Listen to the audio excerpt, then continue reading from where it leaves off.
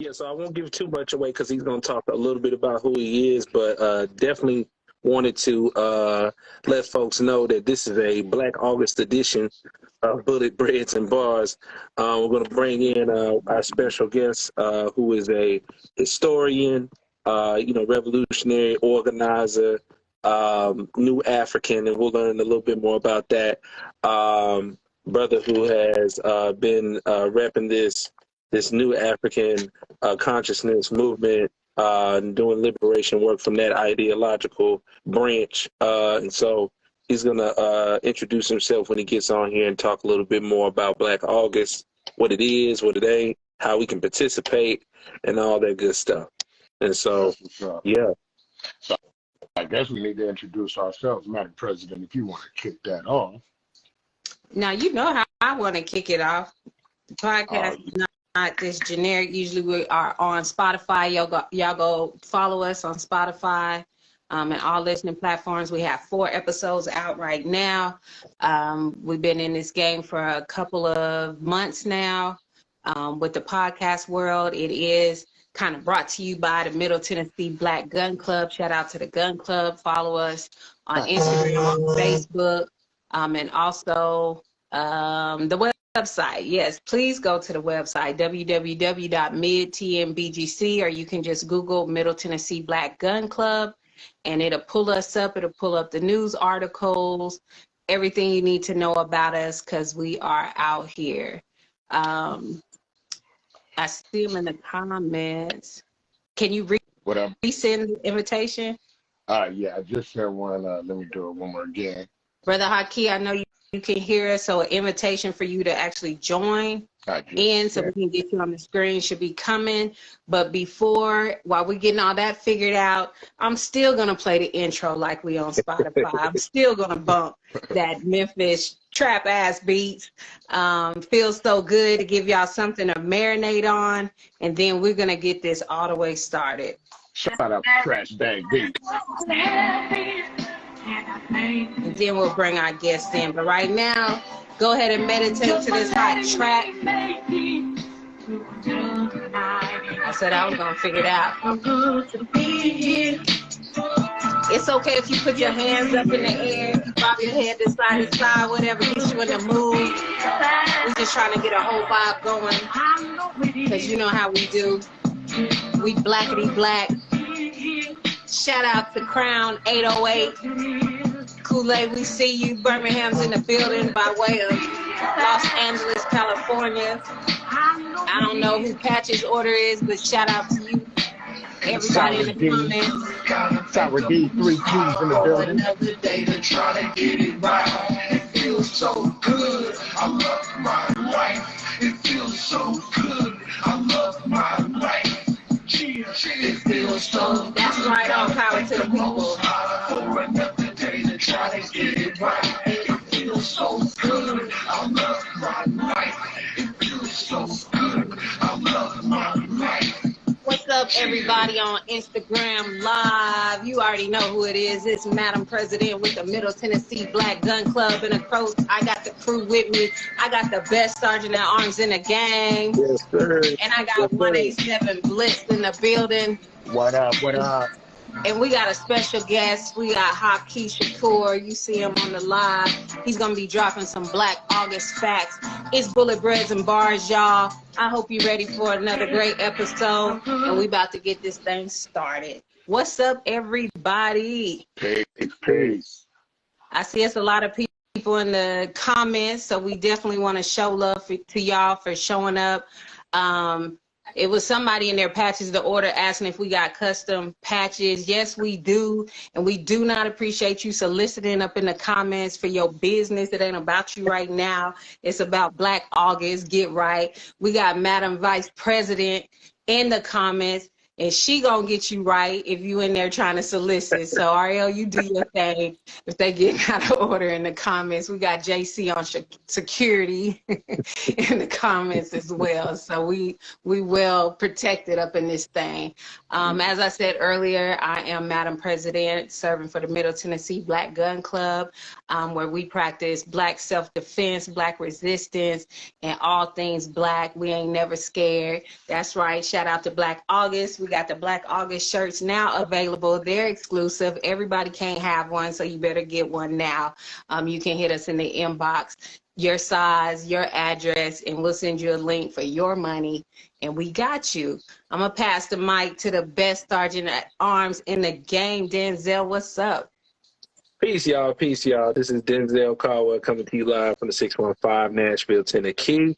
And I am the best sergeant of arms in the game, according to my Madam President of Middle Tennessee Black Gun Club. I'd like to send revolutionary greetings and free the land to our special guests. Definitely excited to have this conversation, much necessary, in the midst of a big information age where it's easy for things like this to be co-opted and the meaning to be lost. It's important that we have brothers like our special guests to ground us in the history, in the ideology, and the purpose and the practices of Black August. And so very excited to have you here. And I'm going to pass it off to our 187 Blitz. Yo, what up? 187 Blitz in the building. NBO, New Block Order. Also, NBO stands for Never Be Outdone and Networking Businesses and Opportunities. So, y'all, I just want to go ahead and get on to our special guest. Let him introduce himself. Brother Haki, it's on you. What you gonna do? Free the land, revolutionary greetings, man. I just would like to say thank y'all, for bringing me on this platform at a very important time. And, I just appreciate being on this platform. That's what's up. So give us a kickoff. What is this Black August that I keep hearing about? I'm not in the know, but I know my Madam President and my Sergeant Arms is a lot more informed than me, but let me know what this Black August is all about. Yeah.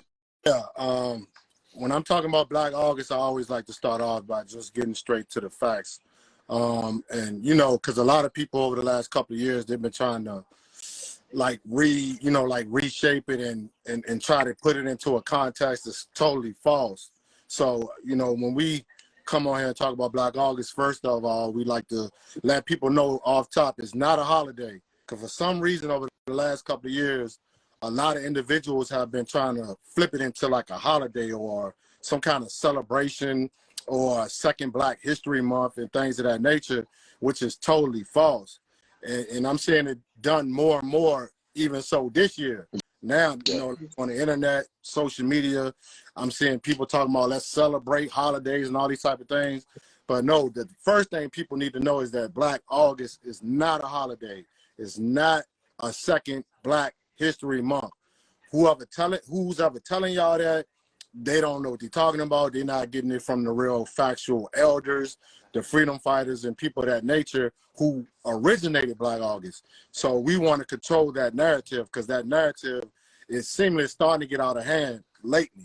You know what I'm saying? Especially in like the last 2 years. So it's not Juneteenth remix or nothing like that. No. Gotcha. No. So that's what they're trying to do to it now. They're trying to remix it into like a Juneteenth. And we know Juneteenth done been hijacked. Yeah. So, that's no longer what it was. But it's still, we're not telling people not to, honor Juneteenth or anything like that. It's just, once the government and the federal government, right, once they get their capitalist hands on it, it's basically distorted and exploited. So we don't want that to happen to Black August because Black August is something totally left of that. You know what I'm saying? So we know what it's not. Tell us what it is and how it came to start. Okay. Yeah, basically simple as this. Black August is a commemoration month. It's a month where we are commemorating freedom fighters. You know what I'm saying? Freedom fighters who took up the ultimate sacrifice. And that ultimate sacrifice is armed struggle. That's one of the tools of it, is armed struggle. No sugarcoating it, because a lot of people like to overlook that aspect of it because a lot of people get scared and ran off once you start talking about guns. and stuff like that. People, you know, dying and, you know, death and, you know, warfare and things of that nature. A lot of people, they get a little scared. Our people get a little scared. But facts is facts. Black August was originated on armed struggle, period. No sugarcoating it. And, you know, it's also in commemoration of political prisoners, those individuals who took the ultimate sacrifice of being captured as well. So we take this month to set out to point out that political prisoners actually exist, because this country would like to tell you that they don't have no political prisoners, or political prisoners don't exist, period, when it comes to Black, brown, you know, Native indigenous peoples, anybody that's against the United States of America, they like to say that political prisoners don't exist. So we take this month also to make sure that everybody knows, especially New African Black people, that you do have political prisoners. They do exist, prisoners of war. But those two main components is what Black August is basically about. Those who were, you know, who were martyred, who were killed, and, you know, in the armed struggle, and those who were captured in the armed struggle. Right. Can you define political prisoners for some? Because a lot of our base, like, I know it's some revolutionaries on here that are in the know, but, you know, let's dumb it down. Can you define what a political prisoner is? Yeah. Or elevate the consciousness. Yeah. Elevate the consciousness. You're right. Yeah, I like to keep it very elementary when we, you know, defining what political prisoners is, because a lot of, like you said, a lot of revolutionaries that's coming up, a lot of the youth, even a lot of the elders, a lot of our people, period, they don't know what political prisoners is. But a political prisoner is an individual who was, you know, targeted, you know, framed, or, you know, just basically targeted for their political beliefs. And they were arrested or captured based on their political activity and their political beliefs. That's what a political prisoner is. A prisoner of war, a political prisoner of war is an individual who was actually captured in political activity in armed struggle. So they were captured in armed struggle, something, or they participated in some kind of armed struggle, and they were targeted by COINTELPRO, targeted by the FBI, targeted by the United States of America. And, you know, they were put in prison, federal prison, state prison, it don't matter. You know what I'm saying? And, you know, that's what a prisoner of war is as well. Can you give us some names, like some political prisoners and some prisoners of war, maybe some that are popular and then some that we need to know about and learn about? Yeah. Like right now, one of the most famous political prisoners who just came home and who's also heavily, you know, connected to Black August is Rochelle McGee, an individual who was with Jonathan Jackson and the other Black guerrilla comrades, who actually yesterday was the anniversary, the 53rd anniversary of the Marin Court City Rebellion, where Rochelle McGee was captured in. So that's one of the most famous and the most, he was the longest held political prisoner of all political prisoners inside of America, was Rochelle McGee. He has just came home. He's like 84, 86 years old. How many years was he locked down for? Say that again? How many years has he been locked down for? Oh, in totality, he did 63 years. But as far as a political figure, it's kind of more like around the 50-year mark, 53-year mark, because Rochelle McGee was captured before he, you know, became a part of the Black liberation struggle. He was locked up for some petty crimes. So he was already incarcerated at the time of the Marin Court City Rebellion. He was in court that day for one of the petty crimes that he, you know, they was trying to trump up on him. So he, in totality, 63 years. This is why, this is why he's the longest held political prisoner, period. But other political prisoners that's still incarcerated right now, that's famous, is you got Mumia Abu-Jamal. You got Jamil Alameen, who was known as H. Brown. You still got Ed Poindexter of the Omaha, Nebraska, the Omaha 2. You got, who else in there? You got Kamal Siddiqui, who's Assata Shakur's father of her daughter. He's still incarcerated. Veronza Bowers, who's actually a Black Panther political prisoner. It's several others. You got it's a lot of individuals still left, but the less known ones that's incarcerated, you still got individuals like Haki Shakur, who came from Indiana, who's incarcerated. You got Abdul Shakur. These is political prisoners on the West Coast who's a part of the Black guerrilla family and things of that nature. You got individuals like him, Ashima Jinsai. A lot of West Coast political prisoners that people don't really know too much about is doing a lot of time as well. But those are like the main individuals that we're trying to get out right there. Yeah, for sure.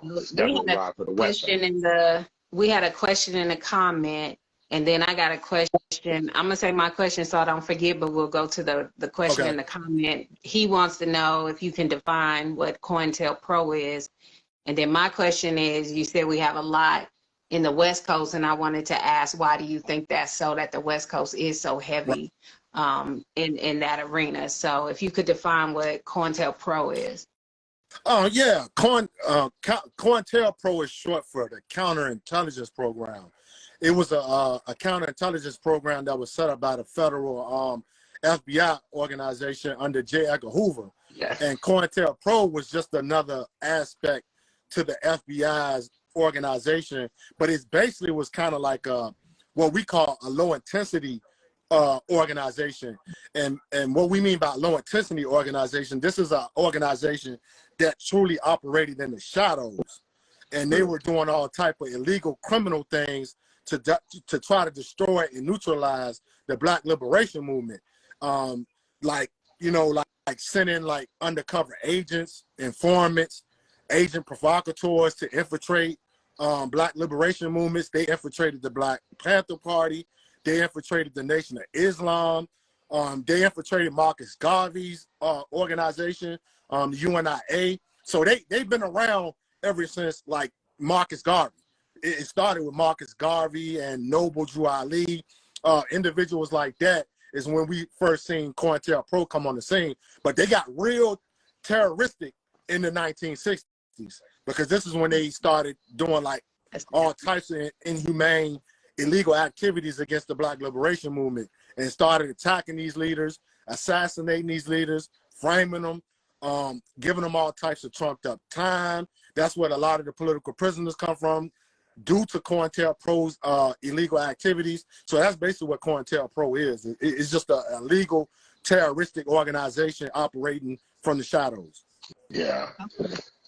Definitely started by Edgar Hoover. Yeah. Right. Actual J. Edgar Hoover. Yeah. And to answer your question about the West Coast, the reason why the West Coast has so many political prisoners, because you got to remember, around this point in time, the prison system on the West Coast became heavily revolutionary. Yep. In fact, the West Coast, you can say they are the originators, because this is where Black August come from. You know, George Jackson and all them, those individuals, they got a heavy influence on the streets of California.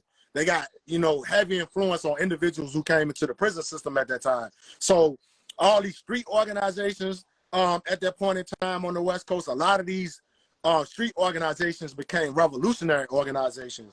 So a lot of them started, participating in revolutionary activities. So a lot of revolutionary stuff started popping up in San Quentin and Soledad. These were the two main prisons at that time that all the brothers and sisters who were being incarcerated at that time, they started to become heavily politicized. And they started they started to influence the Black Liberation Movement heavily from inside the wall. Matter of fact, I would say that the West Coast was the biggest influence on the Black Liberation Movement, period, because they kept everything going when the Black Liberation Movement was being attacked by COINTELPRO. So that's why a lot of these political prisoners come from, because the West Coast kept things going. They kept things intact. So a lot of these individuals started getting attacked out there on the West Coast, like individuals from the Black Panther Party, like Bunchy Carter, Geronimo Pratt. They got so many freedom fighters over there on the West Coast. So this is why a lot of those individuals were targeted. So let me ask you a question. Who is Haki Shakur, and how did you get started involved in the movements that you're associated with, as well as Black August and everything? Right. Haki Shakur is just basically, a new Afrikan Revolutionary Nationalist. I came into this struggle under the nationalist politics, but most important, I came into this movement under the Jericho movement, Jericho 98. This was like the biggest movement in the 90s at that point in time for political prisoners. And this movement was started by one of our influential, esteemed freedom fighters, Jalil Muta King. And it was also started by another revolutionary sister, Sophia Bukhari. And during this period of time, this is when the movement, like I said, a lot of people at that point in time in the 90s didn't know that political prisoners existed at that point in time. So that intrigued me. That sparked my consciousness, my political consciousness, because I wanted to know, why were freedom fighters being targeted? Why were they being framed? Why were these lies being told? So I took it upon myself to get heavily involved and started educating myself, transforming myself, moving away from the street politics, you know, removing myself out of the street element, because I came into this thing messing with street politics, street organization, gangbanging, things like that. So I met Dr. Mutulu Shakur in the early 2000s. And when I met Dr. Mutulu Shakur in the early 2000s, I met this other brother by the name of Sanyika Shakur at the time, one of my family members, Sanyika Shakur, who was known as Monster Cody. Rest in peace to both of those individuals, because those individuals changed my life. Like, if it wasn't for those two individuals, I wouldn't be the individual I am right now. So in the early 2000s, these individuals, they brought me into what we know today as the New Afrikan Independence Movement, which is an independence movement struggling for the total liberation of New African Black people in this country to free our nation, known as the Provisional Government of the Republic of New Africa. So political prisoner activity and New Afrikan Revolutionary Nationalist politics is who Haki Shakur is today. Gotcha. For sure. That's what's up. For sure. Real quick. So we brought up the dragon, George Jackson. Just for the audience here, I want you to take us back, and can you talk about who George Jackson is, and also how he and his comrades tie into the founding of Black August? Right, right.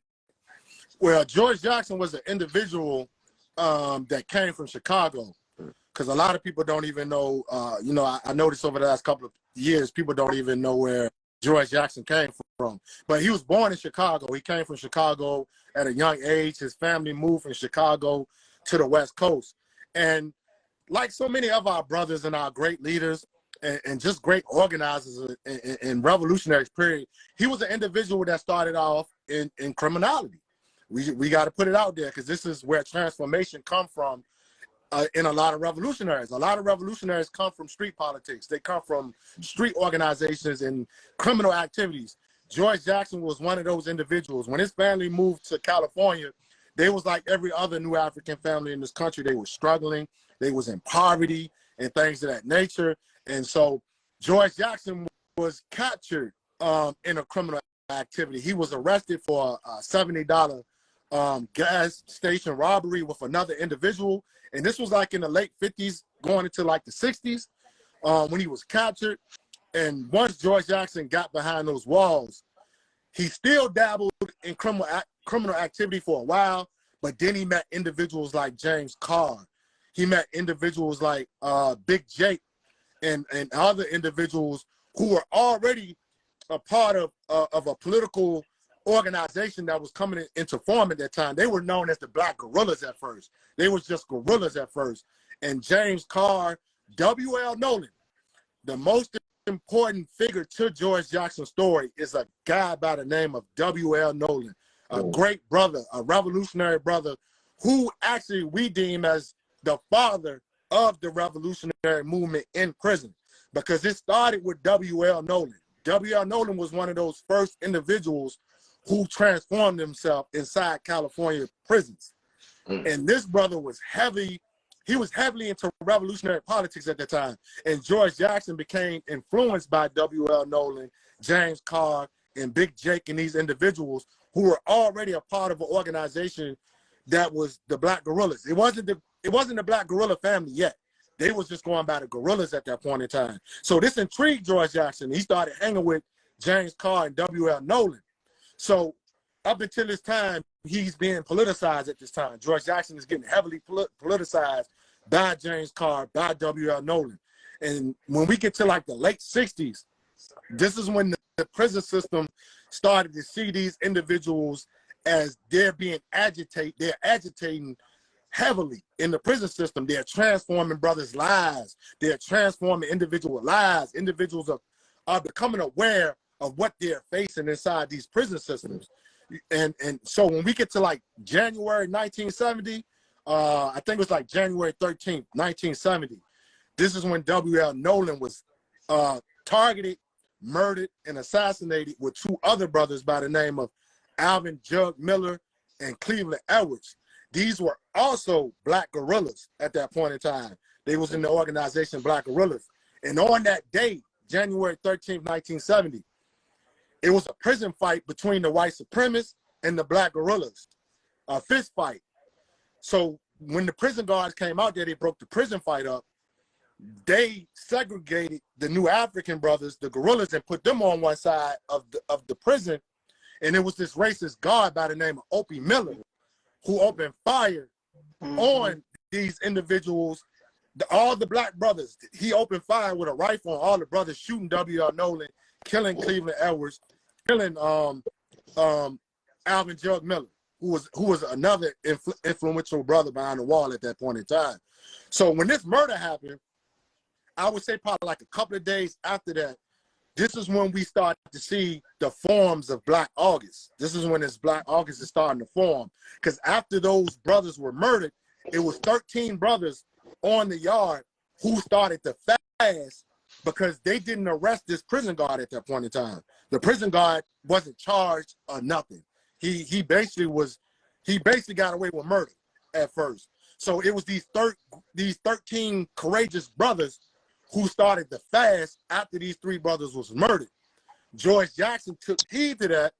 And so like on January 16th, I think it's like January 16th, something like that, it was a prison guard was murdered. And I can't think of the prison guard name, but it was another prison guard that was murdered. He was thrown off the top tier. And when he was thrown off the top tier, this is when and at the same time, the guard that shot these three individuals, he was cleared and they gave him justifiable homicide, saying that it was justified for him to shoot these brothers down. After that is when the prison guard got thrown off the top tier. So a couple of days later, this is when the investigation started on George Jackson and two other brothers, John Fleeto Drumgo and John Cachette, who also were Black guerrillas, who became known as the Soledad Brothers, because they got arrested for the murder of the prison guard. And when they arrested them, this is when everything started to come into play with the Black August thing, because you know they were trying to charge the Soledad Brothers with murder of a prison guard. So then that kind of one statement. So when you see like gangsters, gangbangers, you know, former criminals and hood cats that start to switch over politically a lot like this, and especially Black revolutionary side. Yeah. That, what do you think is the spark, the catalyst that allows their mind state to switch over to that one, and then two, go into Monster Cody, because that would be another example. Yeah, that's a great example. He's a great example, because I look at it like this: is like when you're not politically conscious, you really don't know why you're going through what you're going through. You don't know why you're a criminal in the first place, because you're not politically conscious. White supremacy has brainwashed us and indoctrinated us in what we call neurological colonial disorder. That's what we deem it. It's neurological colonial disorder, meaning that we have been colonized for 400 years. We've been colonized ever since our ancestors were brought to this territory and the ancestors who were captured on this territory. So 400 years of being indoctrinated, you know what I'm saying, with neurological colonial disorder and becoming a colonial subject, you really don't know why you're doing what you're doing. You don't know why you commit criminal, you know what I'm saying, criminal acts, or participating in street gangs, street organizations, being a criminal, period. You really don't know why you're doing it. this is what we deem as a dead state. It's an ignorant state. Your mind is just, because you don't know why you're doing what you're doing. You see what I'm saying? So when these brothers enter the prison system, all the individuals, like I said, the whole California prison system, their iconic transformation formulas, their scientific formulas of transforming people, man, this is why individuals start to transform themselves. And we can take it even back to Malcolm X. We can take it back to El Hajj, Malik Shabazz. Like right. when he was on his pimp gang, Detroit Red. Yeah, look what he was doing. Look what he was doing in the 50s. You see what I'm saying? In the 40s and the 50s, he was a criminal. And he never hid it. He never denied it. He told you straight up what I was. I was no good. I was a criminal. I was a dope addict. I like white women. All the, you know what I'm saying? All the poisons of society. He told you what he was poisoned by. You know what I'm saying? So we start with him. We start with individuals like El Hajj, Malik Shabazz. He's the highest format of transformation. But to get to the other individuals, the West Coast, man, they're kind of like the examples, because when we get to the West Coast, we start to see a lot of street cats who start to transform themselves, and they start to become heavy in Black liberation politics around that point in time. And like you said, leading up to Monster Cody and all these individuals who, first of all, Monster Cody is a well-known, where he was a well-known high official, ranking official in the Crips organization, in the Crip Nation. Monster Cody is one of the most notorious gangbangers probably ever to exist, besides Tookie Williams, if people know who's that. That's another individual. He's another individual that's a model of transformation, because we seen how Stanley Tookie Williams transformed himself. He started writing children's books, right?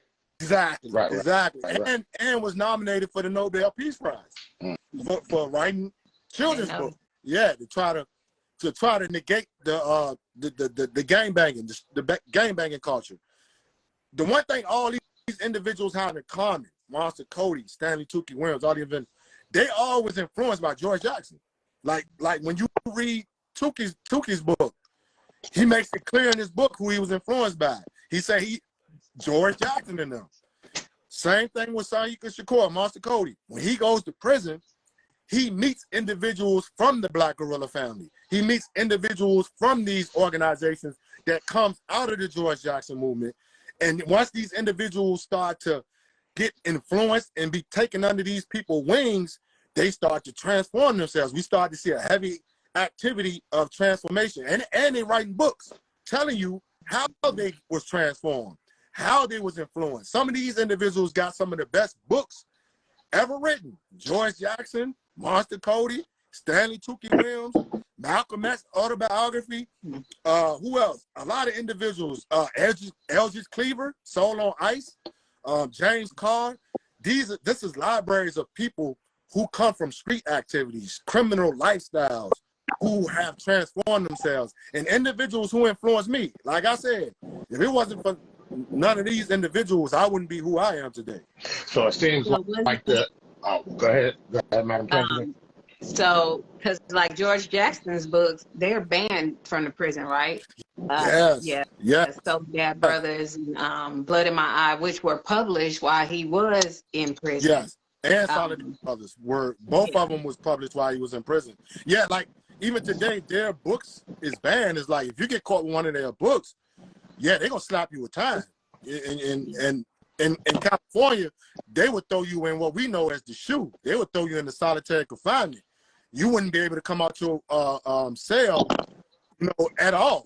No sunlight, no nothing. You just in a dead state in solitary confinement if you get caught with George Jackson book. Sanyika Shakur was a victim of that. Monster Cody was a victim of that in 1989. He got caught with George Jackson book.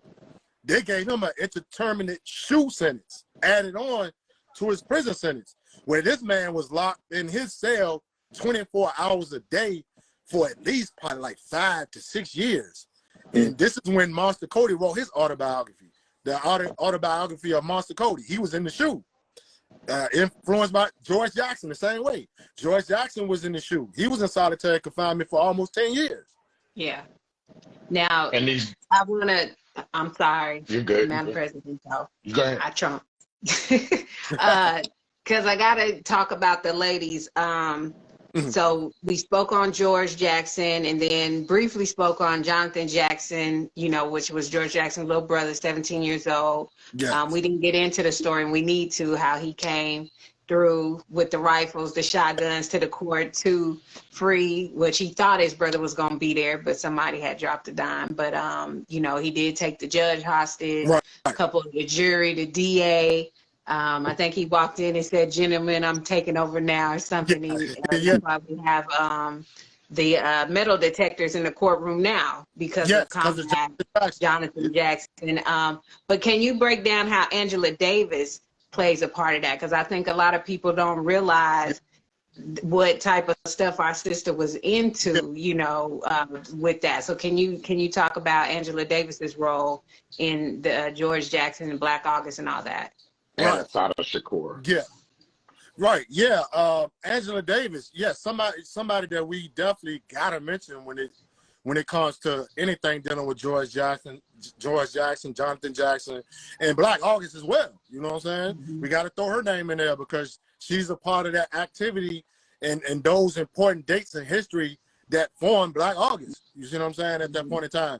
And Angela Davis, her connection to this whole thing is, okay, like I said, at one point in time, we have the Black guerrillas, which people don't even talk about, which is crazy to me. You know what I'm saying? Like, people be, you know, but I get it. I get it to a certain degree because everybody is so heavily influenced by the Black Panther Party. You know what I'm saying? The Black Panther Party is like the face of the Black Liberation Movement, the Black Liberation struggle, because how popular the Black Panther Party became. Other organizations were Republican New Afrika, the Black Liberation Army, all these great Black liberation movements and formations, they're the face of it. You know what I'm saying? So it's like the Black guerrilla family gets lost in the story. And you know, like it bothers me to a certain degree because they were right there. You know what I'm saying? Like they matter of fact, they was heavily influencing some of the individuals in the Panther Party, some of the individuals in the Black Liberation Army. The Black guerrillas was in the forefront at first. So the connection between Angela Davis and them is basically communist politics with the Black guerrilla family. Because at that point in time, George Jackson, the Black guerrillas, they were heavily influenced by communist politics at first. We can't deny it. You know what I'm saying? That's just factual. And we know that Angela Davis, she was never a part of the Black Panther Party. We got to put that out there too. Because a lot of people, she's a Black Panther. She was never a Black Panther. She never joined them. She was never a part of them, but she did work with them. That's a fact. She worked with them, but she never actually joined the Black Panther Party. Angela Davis was a stone cold communist. She joined communist organization. She believed in communist politics, but at the same time, she believed in armed struggle. You know what I'm saying? She was a sister that heavily believed in armed struggle. So she was a great sister that merged the two together, using armed struggle to also politically educate people. So this is how she came in contact with George Jackson and the Black guerrillas, because she heard about what George and them was doing in Soledad, in San Quentin. So she wanted to get in contact with him, and she finally got in contact with him. They started writing each other back and forth. And some of their letters is online. You can Google it. You can see some of their letters online.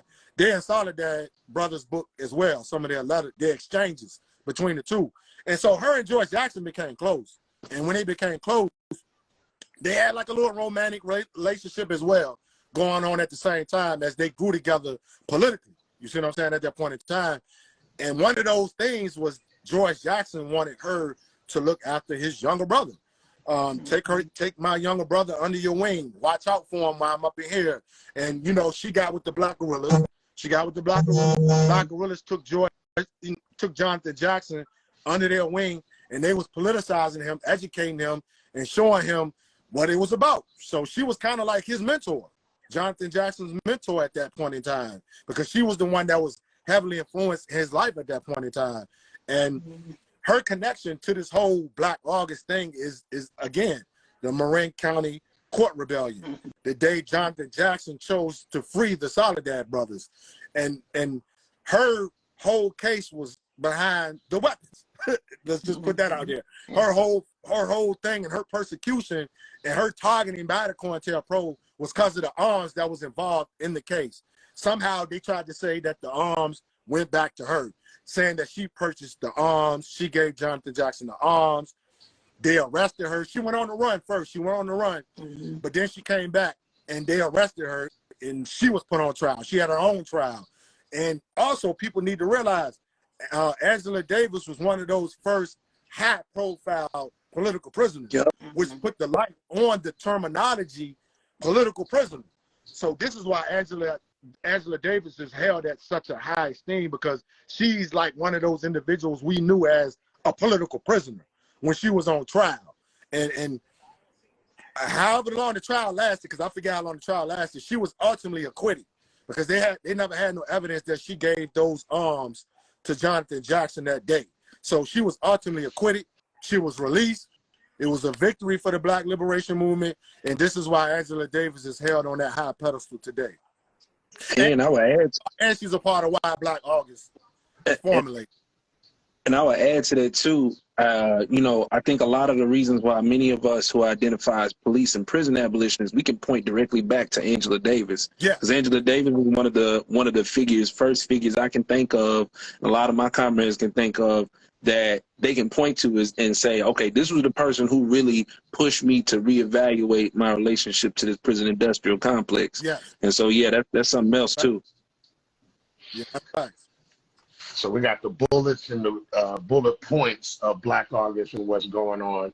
What's the bread points of it? What's the economics of Black August, or how does it affect economically? Well, when it comes to Black August, we don't even really like to associate Black August with economics, to be honest with you, because at the end of the day, Black August don't got nothing to do with economics. I mean, if you want to put it in political terms and give it a political context, I mean, Black August is basically coming from impoverishment. You see what I'm saying? Because you got to look at capitalism. Let's just put it like that, capitalism. Yeah.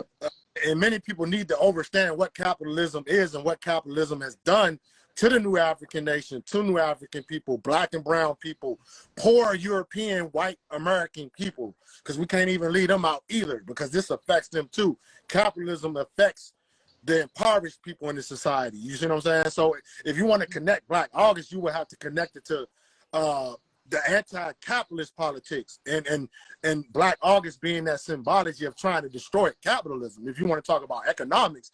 But if you want to use Black August as far as like, because we do know that August is also Black Business Month. So I'm going to just go ahead and put that out there. So there's a little relationship there, because at the same time, Black August falls in Black Business Month. And and if you want to connect Black August to economics, this is how I would do it. To keep it from being hijacked by the capitalists, this is what I would do in the opportunists. Because let's just go ahead and put it out there, just like Juneteenth, hijacked by opportunists. You see what I'm saying? We want to keep Black August revolutionary as possible. Keep it Black as possible and what it symbolizes. So if you want to add economics to Black August, I would just say this. Whatever you want to do as far as pertaining to economics, make sure it's revolutionary. And what I mean by that is, what is the basis of revolutionary politics? It's the basis of being practical. And what are those practical things that impoverished people need? Housing, clothing, food. The things that we need is a necessity, not want. Right. Things that are necessary for the survival of our people, I would say work in that area.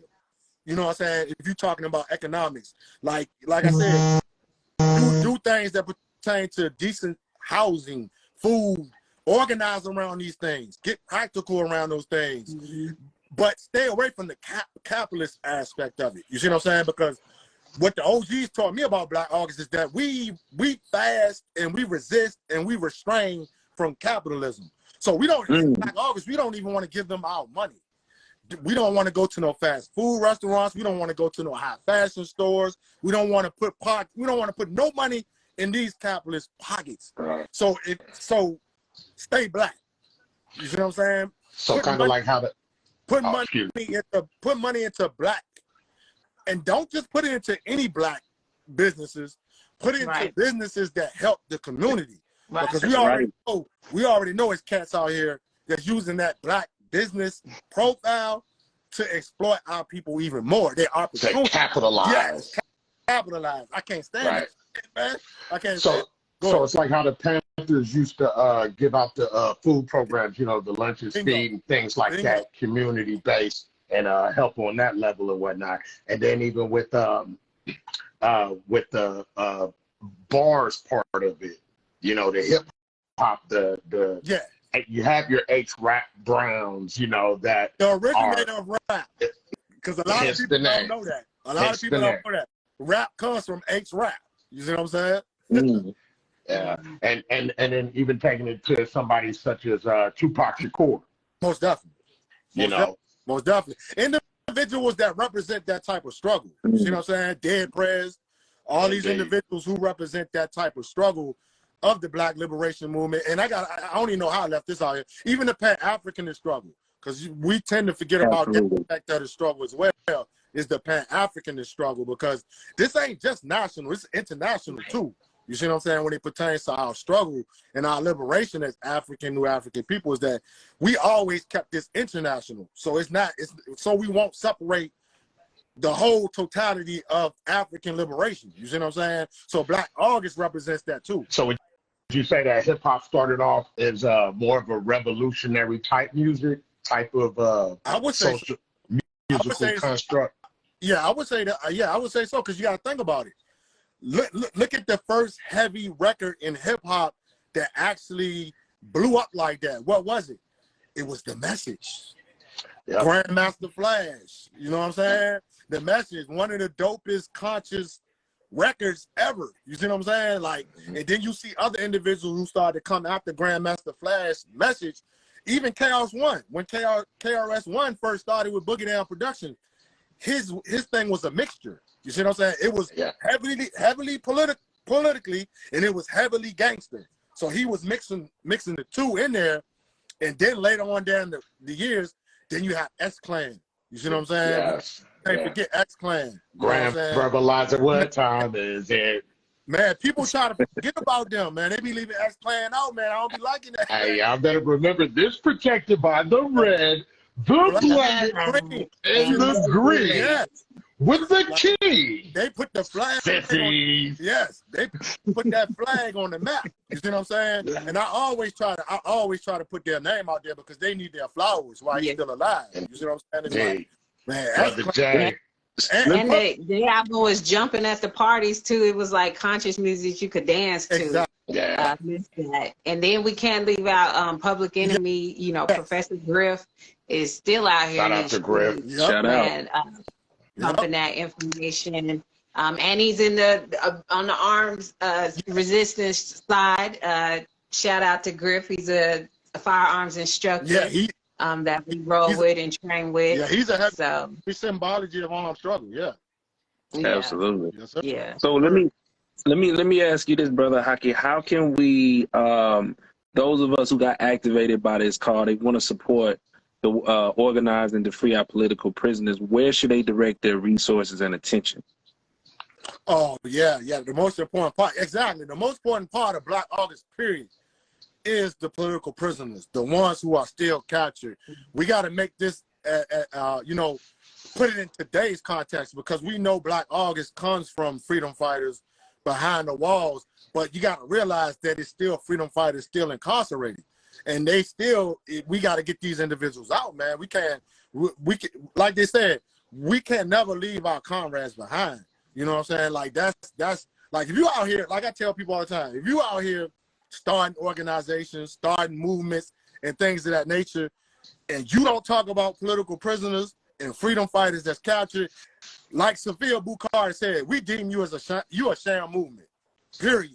Because how can you be out here talking about a revolutionary politics, you're a revolutionary this, you that in the third, but you don't talk about political prisoners. You don't talk about the individuals who sacrificed themselves, who still captured 40, 50, 60 years, still in the gulags today, still captured. And I see a lot of these opportunities out there, like they start these organizations, they don't even mention political prisoners at all. they don't even care. You see what I'm saying? But in ways you can help contribute to political prisoners is by writing political prisoners, getting their addresses, contacting them, writing them, starting relationships with them, because that's kind of like one of the pivotal points in my life in this movement is writing political prisoners and actually starting relationships with them. And when I started to, gain relationships with them, they became my guiders. They became my mentors. They've been showing me what to do and what not to do and things of that nature. But yeah, the first thing you can do is write political prisoners. And I have all the political prisoners' addresses on my website, which is newafrican77.wordpress.com. But you can also go to the main website, which is the Jericho Movement. Like I said, the Jericho Movement started in 1998. The Jericho Movement is one of the main political prisoner advocate organizations. So you can go to their website, thejerichomovement.com, and it has all the names and the addresses of political prisoners. Also, once you tap into that, you will see that a lot of these political prisoners have their own websites. They have their own little websites you can go to donate to them. If you want to donate to their lawyer fees, if you want to donate to just their well-being behind bars, contributing to them, you can go to their websites, and they have links on their websites where you can donate to them, straight direct to them. It won't go to nobody else. It's going directly to them on their websites. And that's just many ways that you can help them out. Okay, Right. that's what's up. We appreciate it. Hey, spell your will you spell your website out so we can post it in the comments? Yeah, I can do that. Oh yeah, you type it out. You type it out.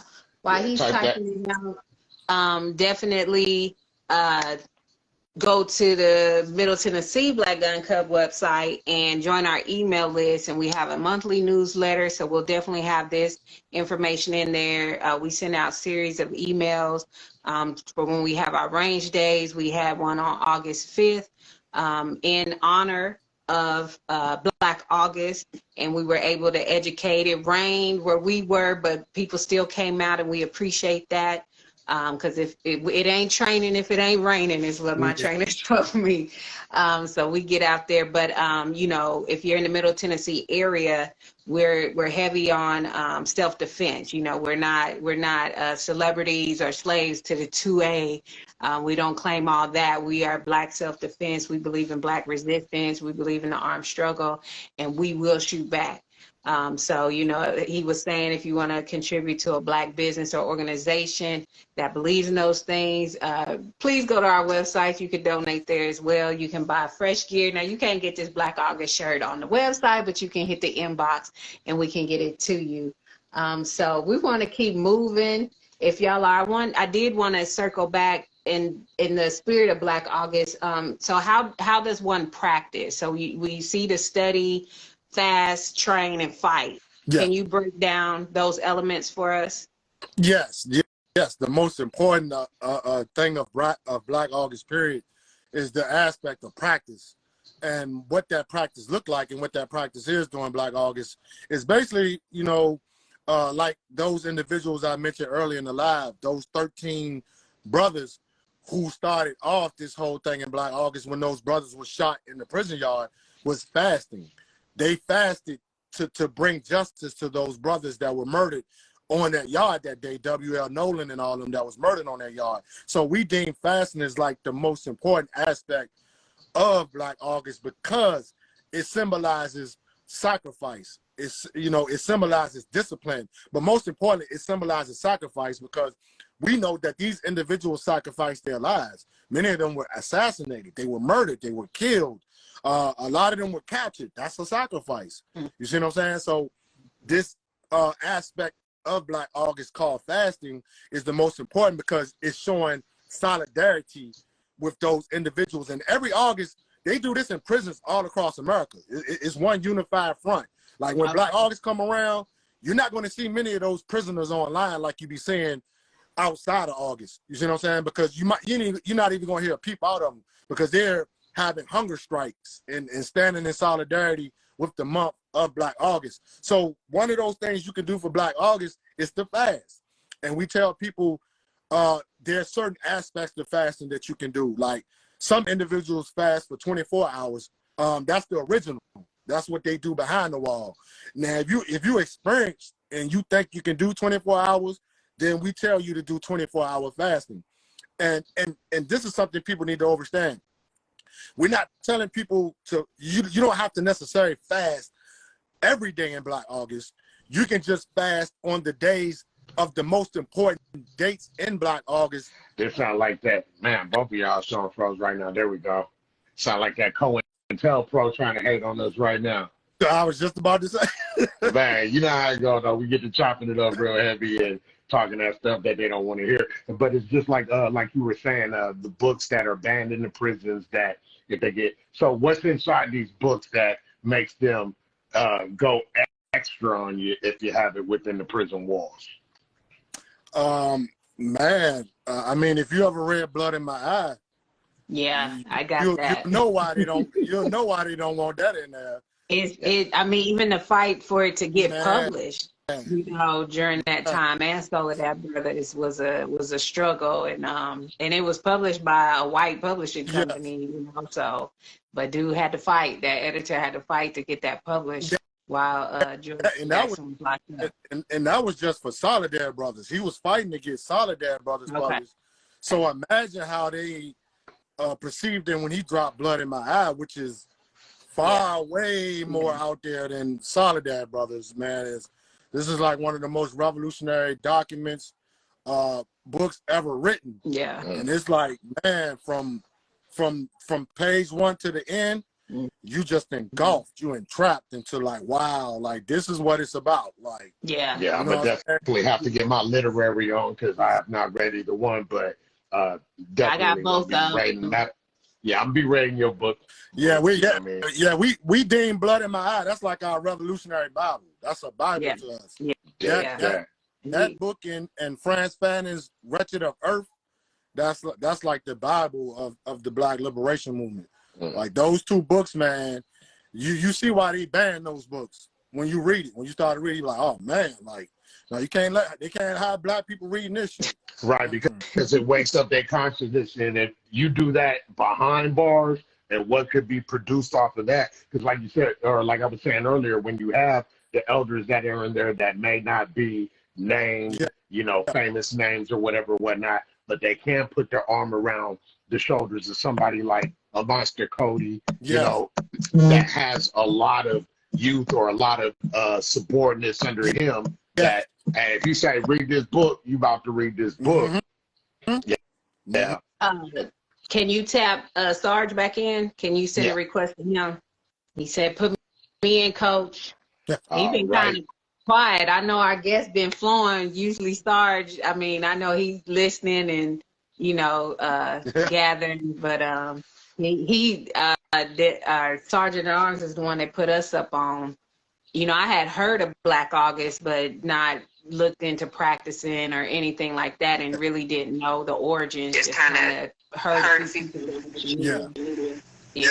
Yeah, for sure. I you know, many of my comrades that I organize with partake in Black August, and so you know, in many ways through just my political education and through my exchange with them, I was introduced to it because you know, and partly you know, I came into it just by being in Pan-Africanist spaces, doing that type of organizing, and so yeah, you know, it's given you know our organization and what we do, I thought it was critical for us to understand that, and I think.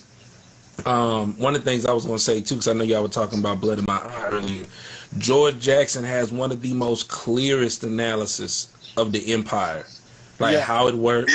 Like he makes man, it's to the point where I have comrades who they said they had to put it down because he was telling so much of the truth with no ambiguity that they weren't ready to process that and what that meant because. He makes it under no clear, no unambiguous terms, like what this empire is doing to the people, to the planet, and what must be done.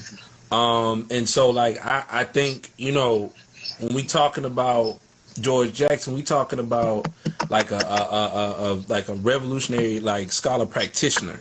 You know, he wasn't just ideating, but he was also engaging in practice.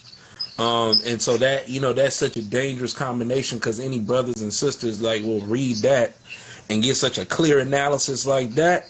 Yeah, a lot of this stuff that we're seeing, a lot of the misinformation that we're bombarded with right now would be clearly seen as that misinformation. Yeah, you know. So yeah, I always tell people I George Jackson.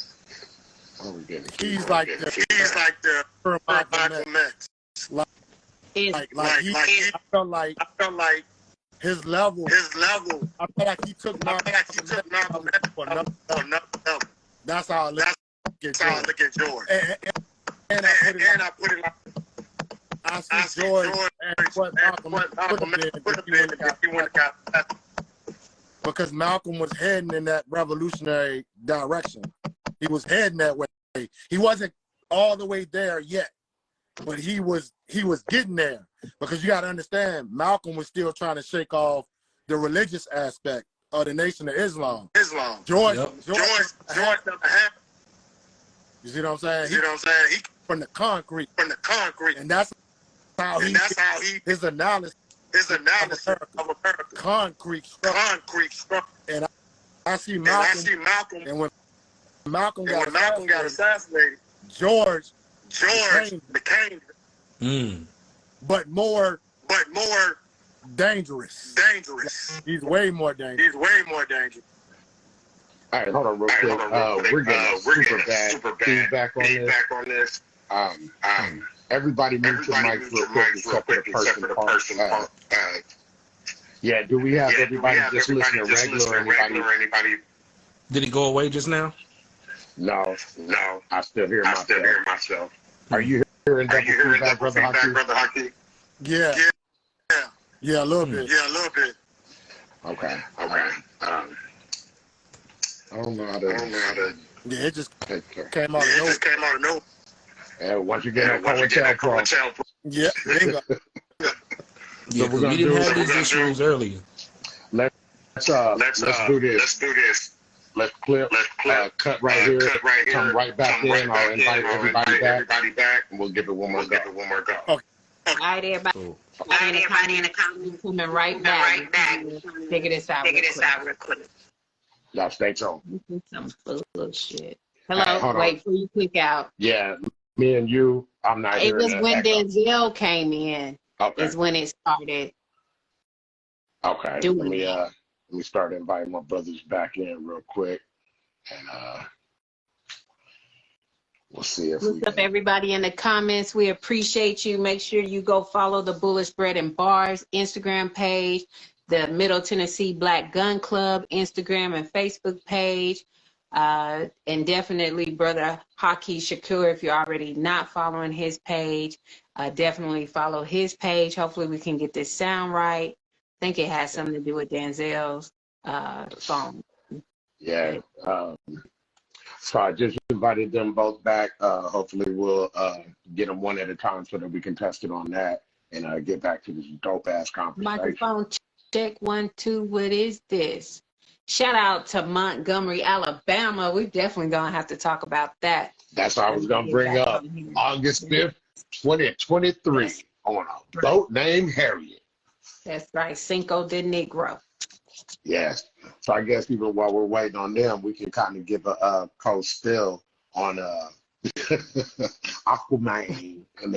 Aquaman. Shout out to a 16-year-old. That swimming across the river to jump into a fight to help your brothers is definitely an act of revolution.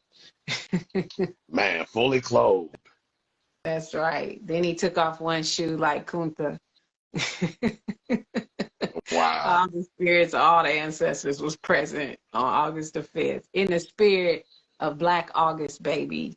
Man, long live the dragon. Kunta gonna hunt you for that comment. And so you sent a request to them. Please bear with us. Please bear with us.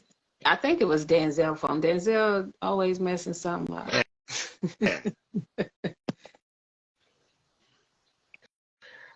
Hey, give us something, Denzel. What you got?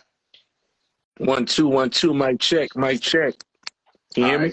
Yeah, with no feedback, so it sounded good and crispy. And then we're just waiting for Brother Haki. Let's see, I just sent him an invite right now.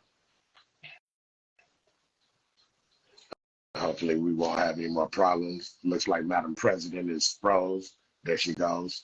I was texting. I was tapping. They had you in the goofy. Showing y'all this do not disturb button when we get off. Man, I promise I was like, I tried really like that fast. I went to my settings and then I said, forget it. Where is it at? I can do it now. Nobody's gonna I sent you another invite, Brother Haki, if you can hear me. There we go. Cool. Here we go. All right, mic check, Brother Haki. Mic check, mic check. We back in the matrix. There we go. Everybody plug back in. So Brother Neo over here, Brother Haki, we were just talking about a new glorious date that I think that we should fast on, August 5th, 2023, on a boat named Harriet. Oh, yeah. We seem to have a big brawl going on with a bunch of suspected white supremacists. What was your take? What was your thoughts, your views, your insights on that incident or that revolutionary moment? That black resistance.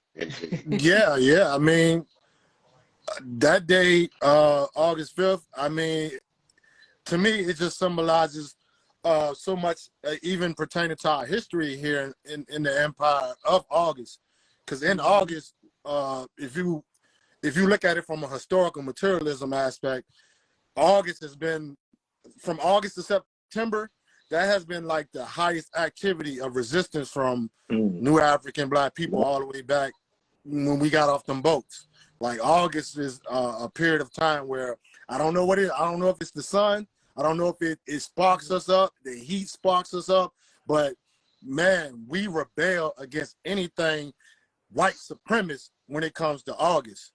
I mean, throughout history, man. I mean, from Nat Turner to Gabriel Prosser to the Haiti slave revolution and things of that nature. Like it's been so many slave rebellions that you can't even keep count that took place in August all the way through September. So I just think it's a month that, I don't know, something just charges up our revolutionary spirit and we resist in August. Like, August is on for resistance. So that's why, to be honest with you, it didn't even surprise me.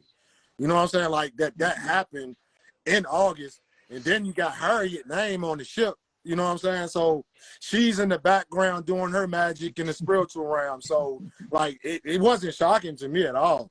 It's like, go ahead. Something that I was listening to Tariq Nasheed earlier, and he was saying that in his documentary, he was saying that I forgot the sister's name.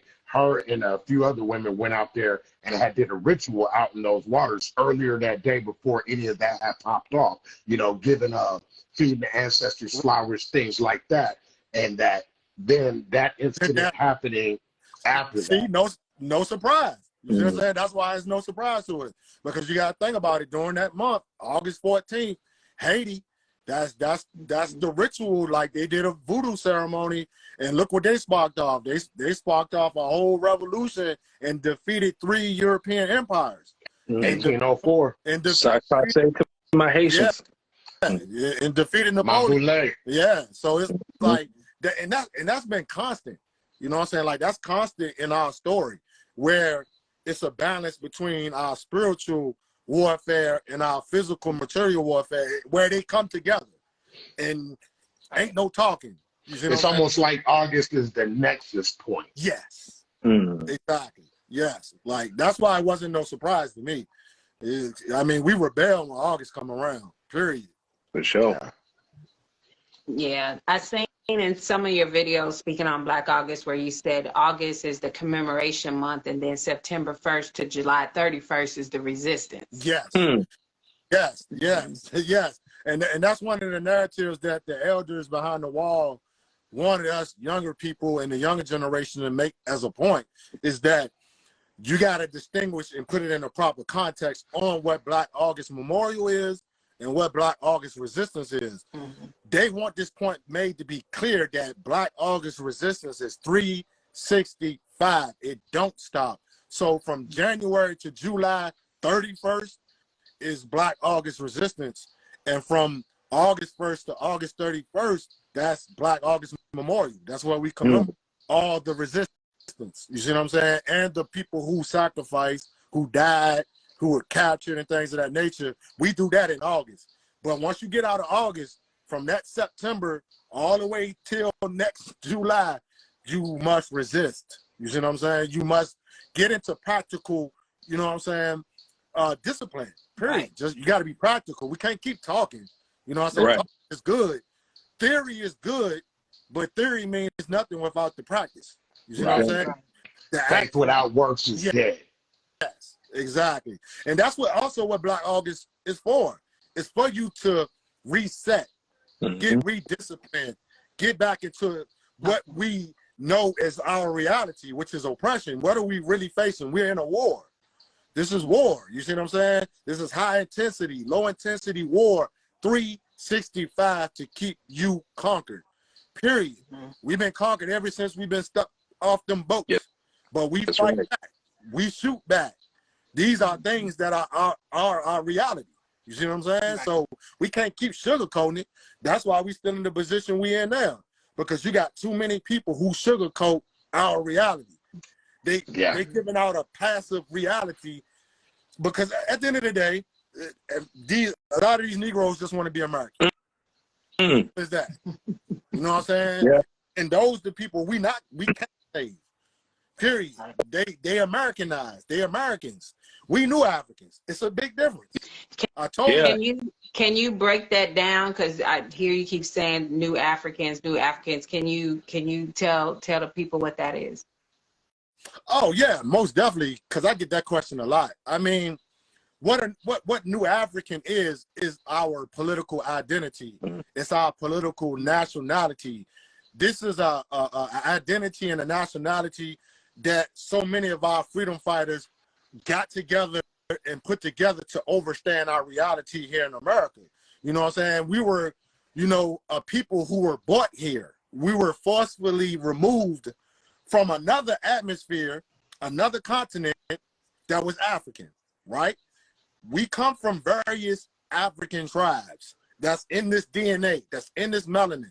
You see what I'm saying? When they brought them here, you may have been Igbo, you may have been Yoruba, Wolof, Fulani, all these different ethnic identities when you were kidnapped and captured and brought here. But when you got here, we know what happened. 400 years of brutal repression, slavery, enslavement, to destroy your identity, to destroy your culture, to destroy your spirituality. And at the same time, they're putting all these ethnic groups together and they're procreating together. You see what I'm saying? The melting pot. Yes, the melting pot. But nobody asked what they melting us into. Yes, it's what they're formulating and melting us into. Biologically, physically, mentally, spiritually. This is what white supremacy is doing to us. And during that process of resistance, because the new African identity comes out of resistance. It means resistance at the end of the day, because you're now fighting back and trying to regain what you were before they started doing this to you. And a lot of these people started to come back into their selves, knowing that we are African people. And at the same time, we're on another landmass, becoming another people. We're becoming another nation. You see what I'm saying? Because in our tradition as African people, no matter where you scattered on this planet, you never stop fighting for what you were. You see what I'm saying? And what you had. And what was those things? Sovereignty, nationality, tied to the land. You had your own land. You had your own governance. You had your own people, culture, traditions, and things of that nature. So when we get to this landmass, what do you think those enslaved people were fighting for? You see what I'm saying? They only know their own. They know what they had before this white man put them in chains. Right. So this is what they started fighting back for. Like, I need that back. I need Africa back. You see what I'm saying? I need this. Even if people on the landmass, the indigenous nations, what were they? You see what I'm saying? When they started mixing us with them, these are people who already had nations on this land. Constitutions which America stole from the native indigenous people. Their whole Declaration of Independence is based on us. You see what I'm saying? So yes. Over time, we deemed ourselves as forming our own nation. We're becoming our own nation. And when we get to the 1960s, this point had to be revisited. It had to be clarified because we're looking for something that's going to take us to where we want to go. This is where the provisional government of the Republic of New Africa came from. Now, Marcus Garvey did it before us. He did it in the 1920s with the UNIA. You see what I'm saying? He started a provisional government. This was the first provisional government, the UNIA, Marcus Garvey and them. Noble Drew Ali did it. He did it with the Moorish nation. You see what I'm saying? A couple of more people tried to do it. I'll even throw Elijah in there. I'll throw Elijah Muhammad in there with the Nation of Islam because they got some kind of consciousness of nationhood to a certain degree. The Republic of New Africa looked at it like we need to take those people's ideas and put it in the proper context. The provisional government of the Republic of New Africa come from Malcolm X. These are associates of Malcolm X. So they took up the torch of we're going to take on Malcolm X struggle and take it to the level it needs to go, nationhood. So in 1968, Detroit, you had over 500 individuals, revolutionary, nationalists, organizers, freedom fighters, all descend on Detroit and held one big conference. You had some of the most famous people there, Matulu, Queen Mother Moore, the Obadeli brothers. I think H. Rod Brown was there. It was a couple of more individuals, a lot of individuals from the Black Panthers, different organizations. They all descended on Detroit. And on that day, they signed what we know today as the Declaration of Independence called the Code of Umoja, bringing the provisional government of Republic of New Africa into existence.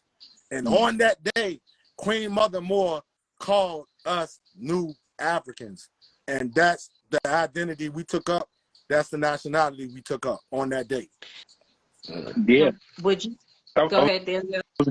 Yeah, just real quick. I really appreciate you laying that historical and political groundwork, because one thing that's just so painfully obvious right now is that, you know, as we're starting to see consciousness raised, as we're starting to see, especially over in the continent on West Africa, various nations starting to kick out the colonizers, it's no coincidence that we're also seeing like this push or this further indoctrination of our people to identify with being American rather than New African, right? And I just really want to lift that up because there are a lot of people, or there are a number of influencers who are trying to bring our people into this American propaganda and this identity that is America, rather than trying to lean into a more revolutionary consciousness, such as identifying as a New African. So, yeah, I appreciate you lifting that up in this moment. And to add on to your point, there are so many youth out here. There are so many people out here who's looking for that proper context, that proper direction on where we should be going. And like you just said, you got so many people who's deflecting that, trying to Americanize us and try to keep us American, trying to keep us entrapped in a system that don't work for us. It's been proven scientifically. It don't work. We're not meant to be with these people because we were never these people. It's common sense at the end of the day. How can you become something you never was and never will be? It makes no sense to us. This is why the New African Independence Movement, to me, has the strongest line. They have the strongest context on where we should be going. You see what I'm saying? Because it don't make sense for you to keep fighting for something that you're never going to be. You know what I'm saying? That's what Amari Obadeli stated. Amari Obadeli stated, the president of the Republic of New Africa, is like, we were never given the opportunity to choose our destiny on this continent. 1865, we should have been given an opportunity to choose what we wanted to do. They tried to trick us by forcing us into a false reality that became second class. You see what I'm saying? It never became first class.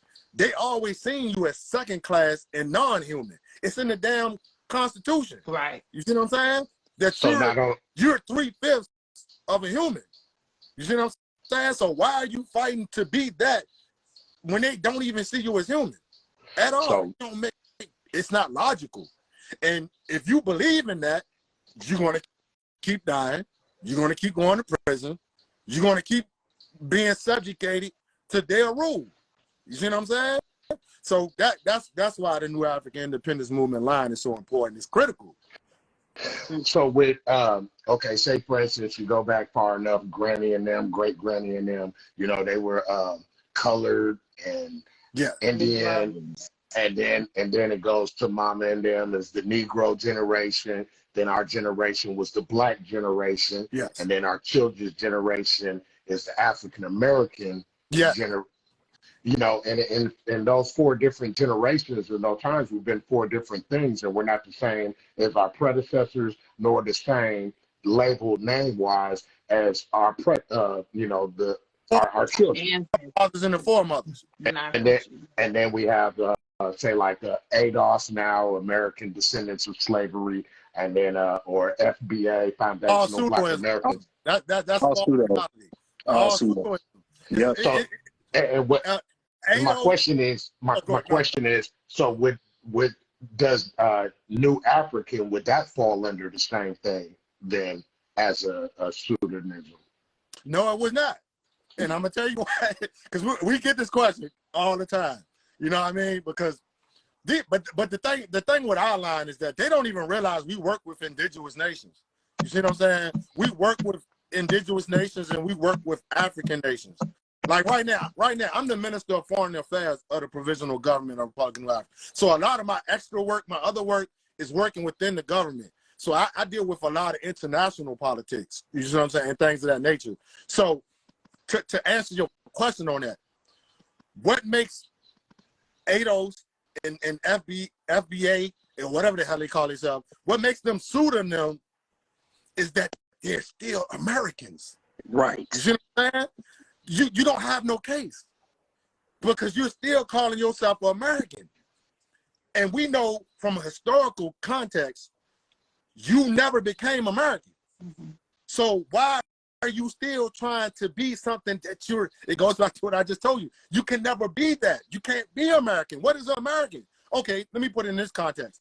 What were the nations before they came here and called it a pseudonym name? Right. The white man is pseudo. He's pseudo. You see what I'm saying? But at the same time, and the white man shit is kind of tricky though. Because he's pseudo, his shit is pseudo, but at the same time, he been doing the same shit he been doing all across the world since they came out the cave. They go to other lands and rename lands. And hijack the identities of those there. And call it what they want to call it. You see what I'm saying? Okay, so great point. And not to interject, but so then going back, New African, if Africa was named after Scipio Africanus, the Roman general that after Hannibal Barca and all of them, would that still not fall under the same thing? Because Africa then would be a white man's name still for the continent. Again, who told us that? Now that's what I learned in school and stuff, and so that's where it is. That's why I'm gonna put it in the proper context. Who told us that? It was white racist historians who brainwashed black historians to tell them that African name came from Scipio Africanus, right, and things of that nature. But the white man truthfully knows for a fact, and you can do this research, that is not how Africa got his name. And we know this for facts because you have certain areas in Northern Africa that was already being called Africa, and not by a white man. You see what I'm saying? It's tribes in Northern Africa and Eastern Africa who has Afri in it, like the word Afri, Afri. It's tribes with these names. You see what I'm saying? So in the end, Afrikaners in them, you just got to do your homework on military warfare history as well. If you go do your history on Roman history warfare, it's a known fact that their generals, when they go to other people's lands, when they conquer that land, as a symbology of victory, they name themselves after the landmass. This is what happened to Africanus. He named himself after the landmass it was already called. And General Hannibal Barca and them that whole area right there at first, at some point in period of time, after Carthage, because it's called Carthage first. That's where Hannibal come from. Right. But it's a part of Carthage that was called Africa. Like it was a tribe there that was named after them. So when we know this history, now we know that that's a lie. Like you're trying to say that the white man named Africa, that's a lie. You see what I'm saying? And I got you. Even to bring it into a modern day context of Africa, it don't even matter no more. Because I don't like to say own it, but when you think of African, what you think of? You don't think of a white man. Right. Unless you say South Africa, you know, then you kind of. Yeah, unless you say South Africa, yeah. But even then, you know, that's a colonized land. You know what I'm saying? Right, no doubt. You see what Settler colonial. Yeah, we know South Africa was called Tanzania at first. But at the same time, when you think of African, what do you think of? Black you don't people. think of a white man, right? You think of melanated people. You see what I'm saying? So at the end of the day, it's no debate with that. We own that. When I say I don't want to say we own it, but we own that. But I feel you, right? We own that. So now think about this. Now, if I'm over here in North America, and this is my human right, because if you go look at the Human Rights Charter and all these type of things, what does it say? You have the human right to name yourself. You have the human right to claim nationality.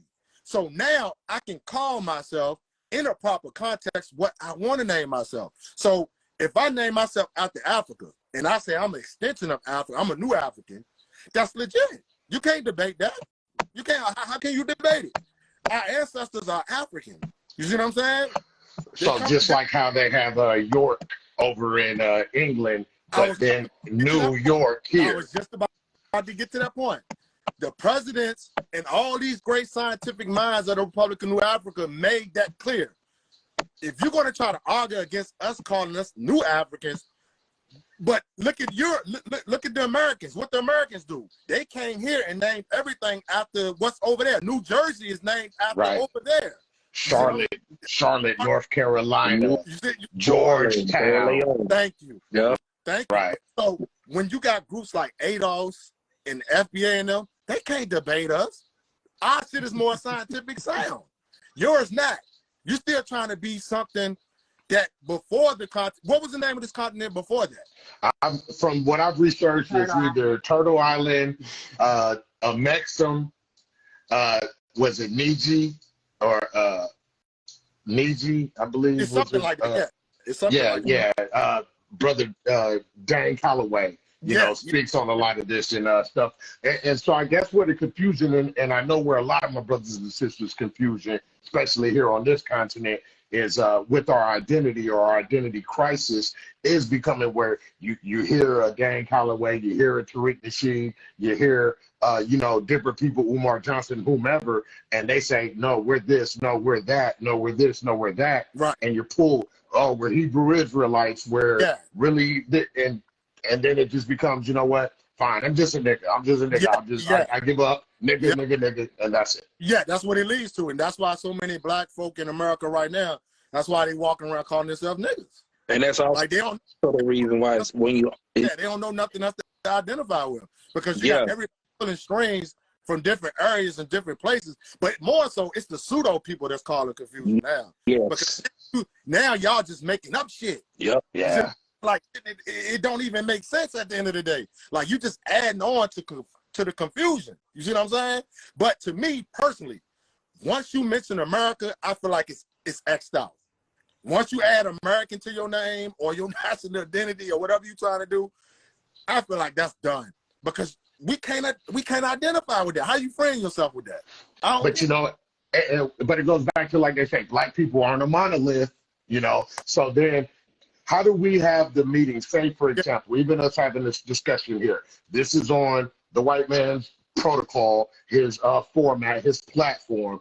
How do we have a private conversation amongst ourselves, come together and say, yo, let's vote. We just want to be called niggas and we good with that, or we want to be called this and we good with that. There's no platform that exists that we can really do it and get to the masses at one and then you still have the agent provocateurs, the infiltrators and assimilators, and all of those. How do you suggest, or is there a way to do that so that we can really truly come together as one, as a nation, within a nation, and then move accordingly? Right, man. That's a great question, man. Like that's where I'm at in my reality right now in this struggle. What you just said, this is where I'm at, because like I said, I'm the Minister of Foreign Affairs.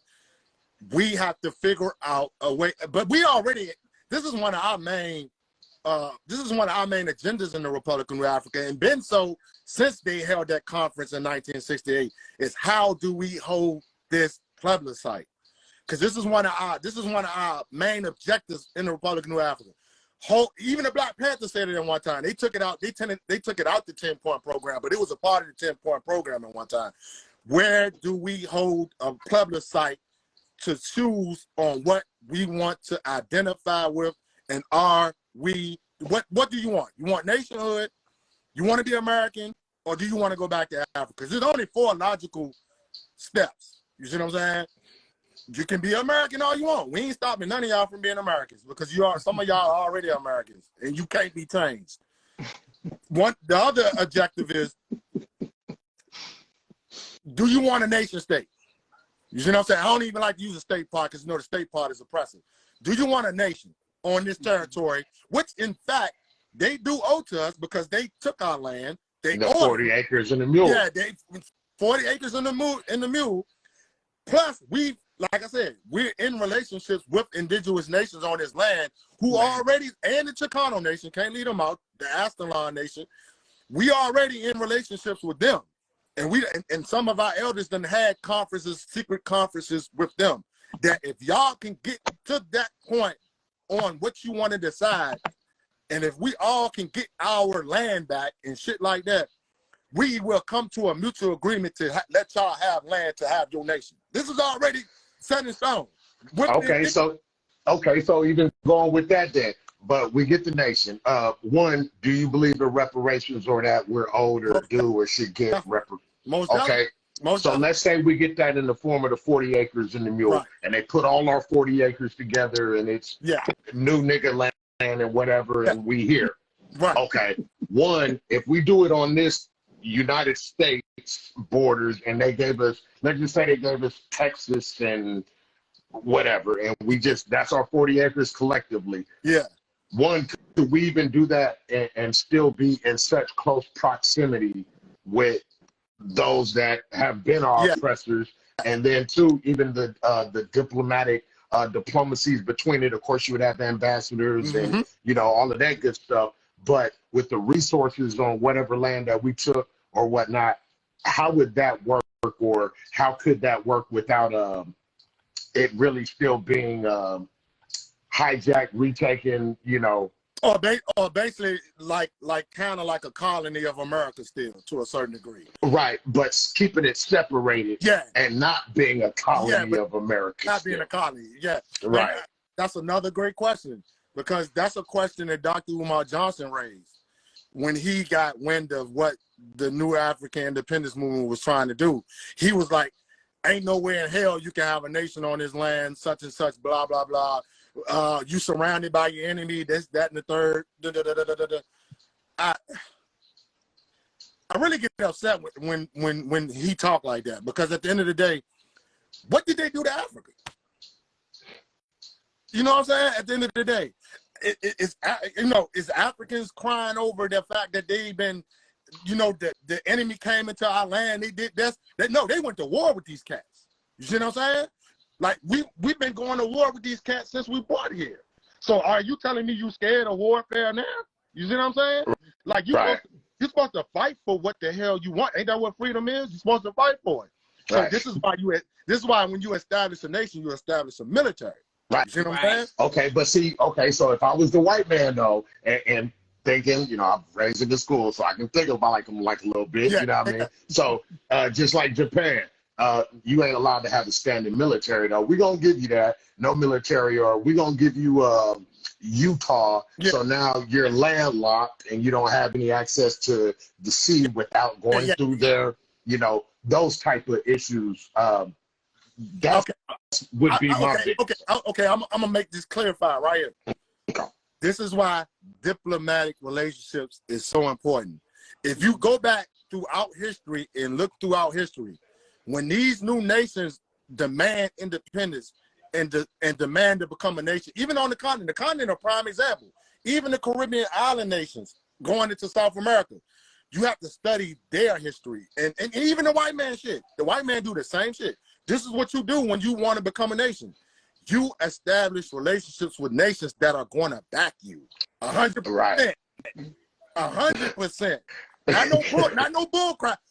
Once you declare nationhood, and you declare you a nation, you get the land, you get the military, you set up the government, which is the provisional government. It's a government. It's your duty to establish relationships with nations who are going to come to your aid. You see what I'm saying? Right. They're going to we're going to establish a relationship. Anything happen to us, y'all got to come help us, man. You can't let these people do what they did to Japan with the atomic bomb. So like if we linked up with the BRICS nations, for example. Bingo. Which Which, that would already be like some hella drama associated with that, though. Yeah. But all these things come with the territory if you truly want freedom. Right. Either you want freedom or you don't want it. Which one you want? Right. You want to remain oppressed, or you want to be free of oppression and fight for this shit? You see what I'm saying? Fight for my humanity at the end of the day. You see what I'm saying? But like I said, if you can get enough diplomatic relationships and people forget about the Caribbean nations. You see what I'm saying? Like if you can build with the Caribbean nations and we all come together and build one united front and a military, because you can't leave the military part out. You know what I'm saying? And then get military diplomatic relationships with people on the continent, and not even just the Africans on the continent. We got revolutionary nations that still exist. We got Cuba. You see what I'm saying? We got Venezuela. You see what I'm saying? You got some of these nations down there in South America. Argentina is nations we can get with that actually rock with us and trying to help us get to that point of separating from these fools. You see what I'm saying? Once you get all that together, I feel like we got a fighting chance. We got to fight. So from your opinion, my bad, one more. I trumped this time. Not Donald, though. No Donald. But, okay, so then would it be just your opinion, your thought, your point of view on this? Would it be better to have that here on this landmass that we all born, majority of us, pretty much, I'm going to say we all, us people are born here. This our land. I don't know nothing about no Africa. I ain't never been there. I ain't with them Bulu and them, you know what I mean? Or would it be better to have it on the continent over there in Africa and work from there? What would your personal preference or point of view or ideal space for a nation of New Nigga Land be? No, that's a great question. And I'm glad you asked that question, because we get that question a lot too. And my opinion, and from my perspective, is that Marcus Garvey started the Back to Africa movement, and a couple of individuals before him was already on that. Let's go back to Africa and set up nations on the African continent. So we haven't abandoned that, because that's Marcus Garvey. Marcus Garvey is the grandfather of our movement. You know what I'm saying? Liberia. Yeah, so it's like, because you still got people who want to go home, and we can't deny them of that. That's their human right. You know what I'm saying? And we encourage that. Like, I encourage that.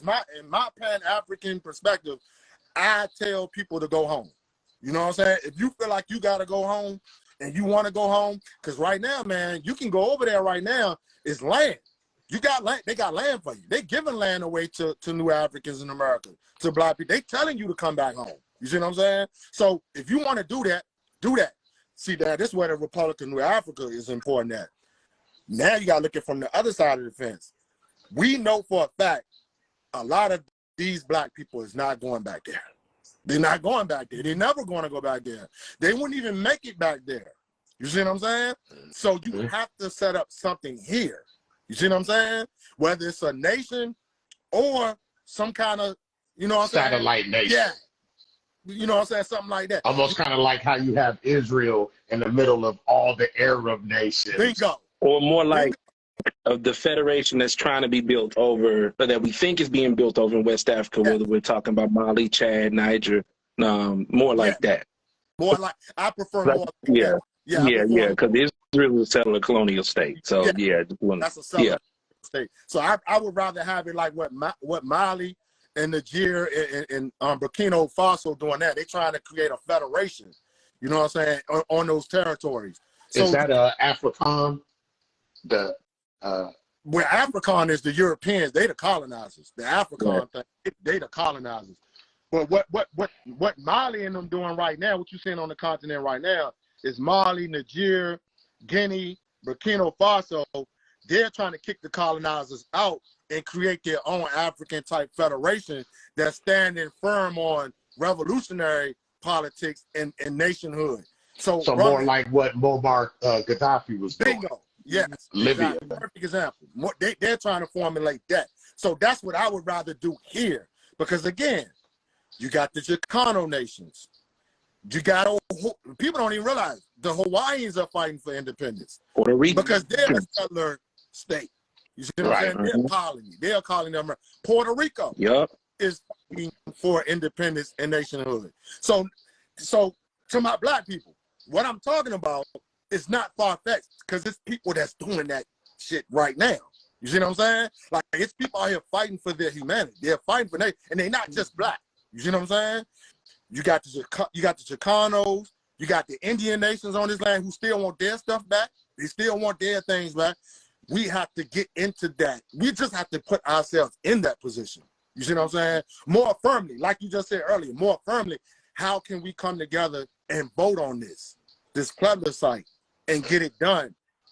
And I guess it goes back to the only problem that I see with that, though, is the other nations that you named, the Polynesian nations, you know, the Hawaiians and such, the Chicano nations, the Puerto Ricos, they still have a landmass that is their landmass. Yes. No ifs, ands, or buts. Yes. Whereas we here, we don't have a specific places like I said, in Texas, and then they brought Texas in, and that was automatically ours, and we just want Texas back. That'd be different versus, this is just from everywhere here.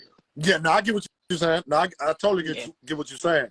This is why we have to make a clarified point of territory that we're aiming for. So this is why the Republic of New Africa chose 5 states: Louisiana, Mississippi, Alabama, Georgia, South Carolina. Why did they choose these areas? They chose these areas as the territory because this is where the most concentrated of black people in this country live at right now. It's like 85%. We outnumber the whites in these areas. I mean, by a large amount. Like, especially in Mississippi is basically black. Outside of the white population, it's basically black. You see what I'm saying? And we all pretty much across the United States, everybody's got relatives that go back to them. And that's why we're telling them to come back. This is why we're trying to reach out to the new Africans that scattered, telling them, well, we ain't even got to tell them. They're doing it right now. If you notice, black people from New York, Detroit, Chicago, these northern, I be talking to a lot of LA people.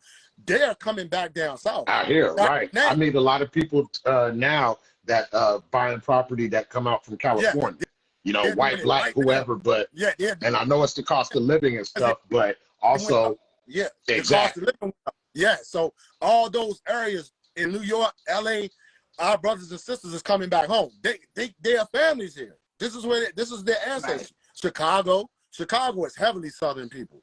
That's where that's where their population came from. Right, Detroit. Detroit. All those people come from this. Look how they talk. They talk Southern, but they live in Northern atmosphere. You see what I'm saying?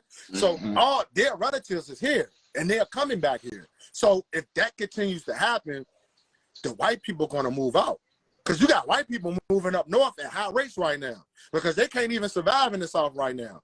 Because the climate is changing. They can't relate to the climate no more. The climate is effing them up. You know what I'm saying? Like, so as we're coming back home, they're leaving. They're going up north to Canada and all these type of areas. So we're looking at it like this in the long term. If this continues to happen, what can they do if we claim this land?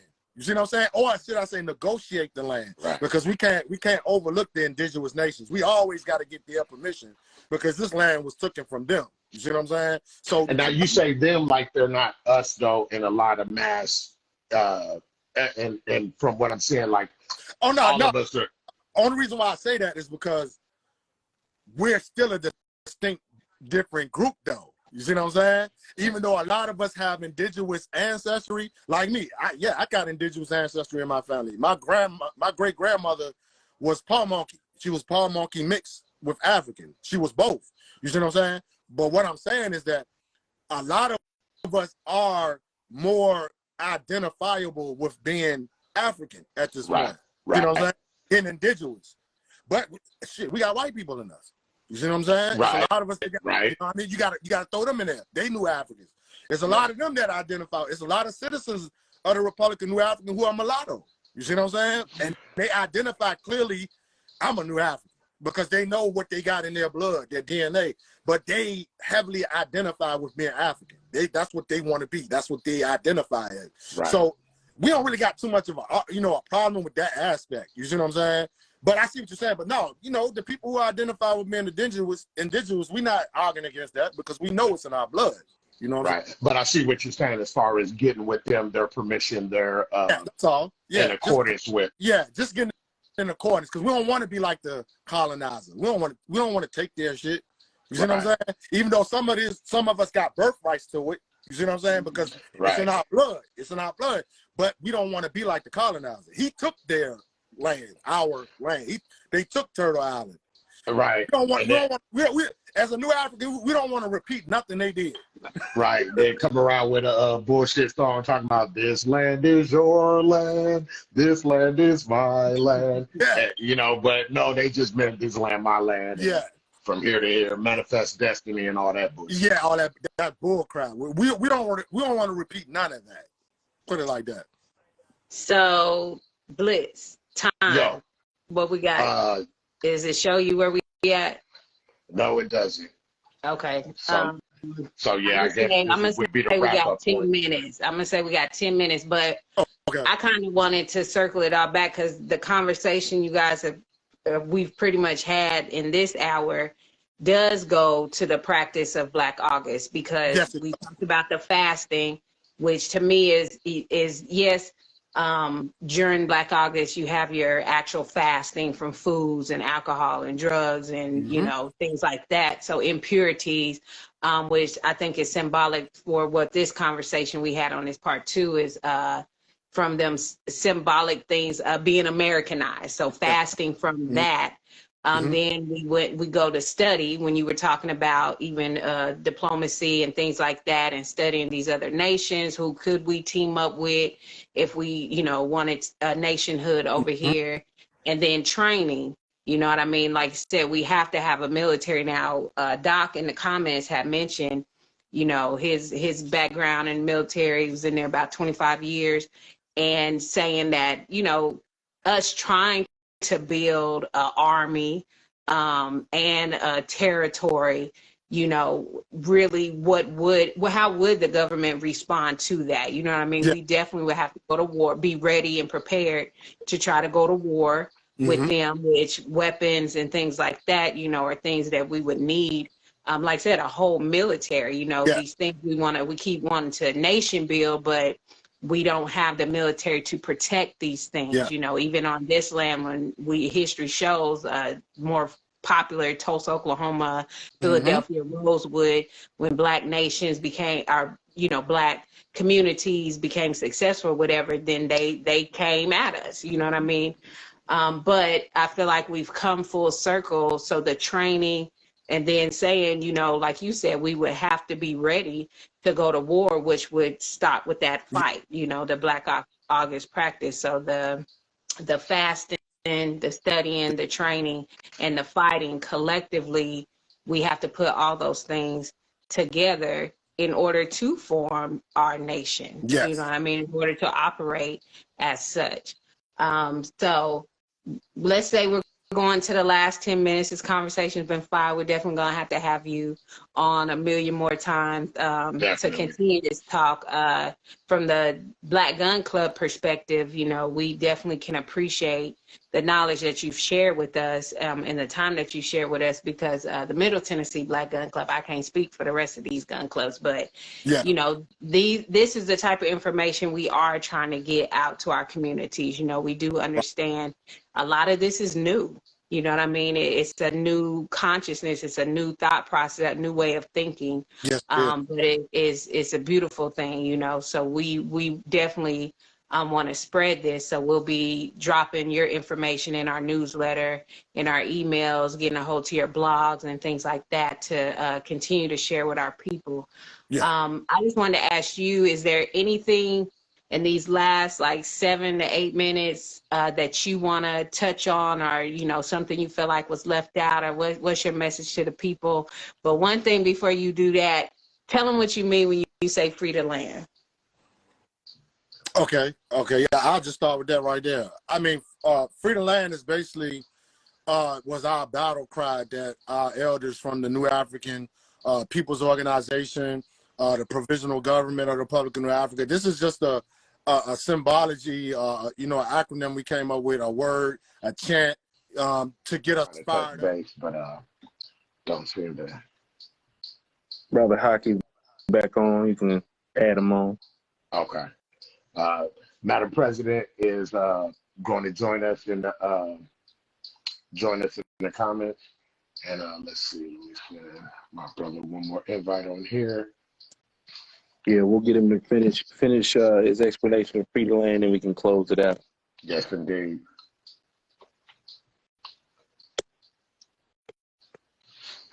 Get him placed in his chair. Jack plugged in the back of the neck.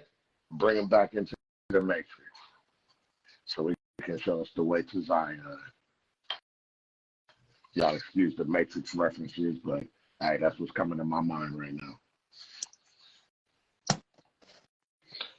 So what do you have going on, Brother Sergeant at Arms? What you got going on? Anything that we need to know about? What's going on right here politically in Tennessee or anything like that while we're waiting for the reconnection? I mean, yeah, we have our, you know, Nashville, we have our runoffs for the mayoral election and some of the city council seats. We got a special session coming up August 21st. Where Governor Lee is talking about the importance of, or trying to talk through what some possible legislation might look like in response to the mass shooting. So, yeah, just those are just a couple of things that are coming up in the state. So, yeah. All right, Brother Haki, welcome back. Sorry about the last, man, this time is just flying by, man. This has been a great conversation. We do want to go back into Free the Land and get a finish up on that, because Cash definitely need to know what that is, and then we'll go ahead and close it out with you, brother. Okay, yeah. Free the land is just basically a war cry that the elders came up with of the New Afrikan Independence Movement, and what free the land basically is staying disciplined and recognizing what we're truly struggling for, what we're truly fighting for, and what true freedom is based on. And we just take that out of the book of El Hajj Malik Shabazz, because he was the one that stated that freedom is based on land. The basis of freedom is land. So at the end of the day, we got to always realize and recognize and understand that what this struggle is truly for. It's about the land. So we use free the land to always remind us of that ancestral duty, that birthright to the land, and that struggle to the land, that fight for the land, to understand when we can only get political power is through land. You know what I'm saying? Sovereignty, all these titles, independence, anything you can name, that they all go back to land, which is also a blood ties and birth rights and things of that nature. It's really deep, you know what I'm saying? But basically, it's the New Afrikan Independence Movement's war chant to always be ready to fight for that land. So we tell people and we greet people with free the land to always set the tone, set the basis of the struggle, which is for that land. Man, and the way that you're saying land, every time you say it, I'm replacing it with the word life, because it sounds like what you're saying is land is life. Yeah, it is. Yeah. So you got to fight for that life. You know what I mean? Yeah. Humanity too. You're fighting for your humanity, and the world we live in and the times we live in and always lived in is people got their humanity through the land. You know what I'm saying? No matter which way or how, that land was their restoration, their self-preservation. So that's why, and you know, African people is heavily tied to the land. Indigenous people, I mean, that's who we are. You know what I'm saying? We like to say we are the land. Right. So if you free your dome, then you free the land for sure. That most important. Yep. Most important part. And vice versa. So this is Bullets, Bread, and Bars. Yo, we bringing Brother Haki to you, man. Thank you once again for coming out. Yo, bars. You got bars? You be spitting? I don't be spitting. Okay. So basically all you got to do is convert everything you be saying into rhythmic form, and you got bars. Because you dropping them facts. Yeah, I put it to people like that because I got a lot of comrades and friends. They always tell me like, man, what you doing right now is rapping, man. You rap, man. You be doing the videos and all that, man. You rapping now. And then I had to think about it because they was like, Malcolm X was rapping. Was rapping, man. You rap too. So that's my form of rap. Is putting that history out there, putting that new African science out there. That's my rapping, man. That's what's up. I mean, you know, and you definitely give the knowledge for MCs to be able to take back, cultivate, and to put in the rhyme. Yeah, exactly. But no, thank y'all, man. Asante Sana for bringing me onto this platform, this beautiful platform, powerful platform, and this is what it's about, man. Is iron sharpens iron, you know. So indeed, you know what I'm saying. Indeed, give y'all gratitude. You know what I'm saying, for what y'all doing with the gun club and all those type of things, the political education, the radio, and I wish y'all much success, prosperity in that area, man. Yeah, we're gonna do it again. Yes, sir. Indeed. So we look forward to the next time that we are able to all plug into the matrix at the same time and enjoy each other's company and continue to figure out what it is that we can do to bring all of this into a real fruition. Yes. And realization. So we're going to close it out on this. Y'all know it feels so good. Got to thank the Most High for another day to try to get it right. Y'all know the doing. Holla back. Bullet, Bread, Bar, Sergeant at Arms. Brother Haki. Free the land. And Madam President. Free the land. Free the land. Free the land. Peace. Necessary. Up to heaven, and I thank the Lord just for letting